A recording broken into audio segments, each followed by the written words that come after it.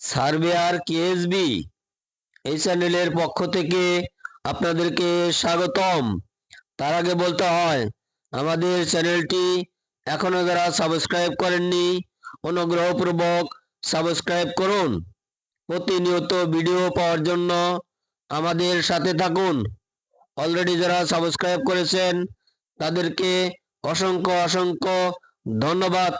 ভূমি সংক্রান্ত সকল বিষয় জানার জন্য আপনাদের সাথে আছি আবু হানিফ নবী মোল্লা।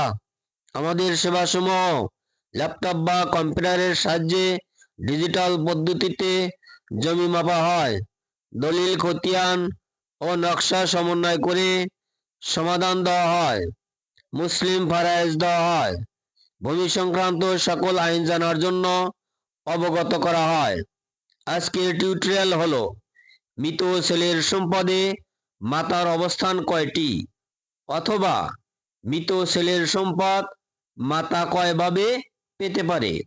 মৃত ছেলের সম্পদ মাতা দুইভাবে পেতে পারে, কখনো 6/1, কখনো 3/1। মাতা কখনো বঞ্চিত হয় না। তাহলে এবার দেখা যাক মাতা 6/1 কখন পাবে। মৃত ব্যক্তির সন্তান থাকলে মাতা পাবে 6/1। তাহলে এবার বুঝতে পারলাম মাতা 6/1 কখন পায়।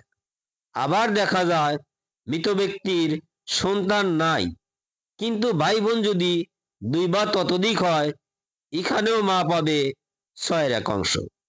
তাহলে আমরা বুঝলাম মা 6/1 কখন কখন পেতে পারে। এবার দেখা যাক মাতা 3/1 কখন পাবে। মৃত ব্যক্তির সন্তান নাই, কিন্তু ভাই বোন যদি একজন হয়, ভাই হলেও একজন, বোন হলেও একজন, তখন মাতা পাবে 3/1। আশা করি বিষয়টা বুঝতে পারছেন। যদি কোনো অংশে না বুঝে থাকেন তাহলে আমাদেরকে লাইক, কমেন্ট ও শেয়ারের মাধ্যমে জানাবেন। পরবর্তীতে উত্তর দেওয়ার চেষ্টা করব ইনশাআল্লাহ। ভালো থাকবেন, সুস্থ থাকবেন।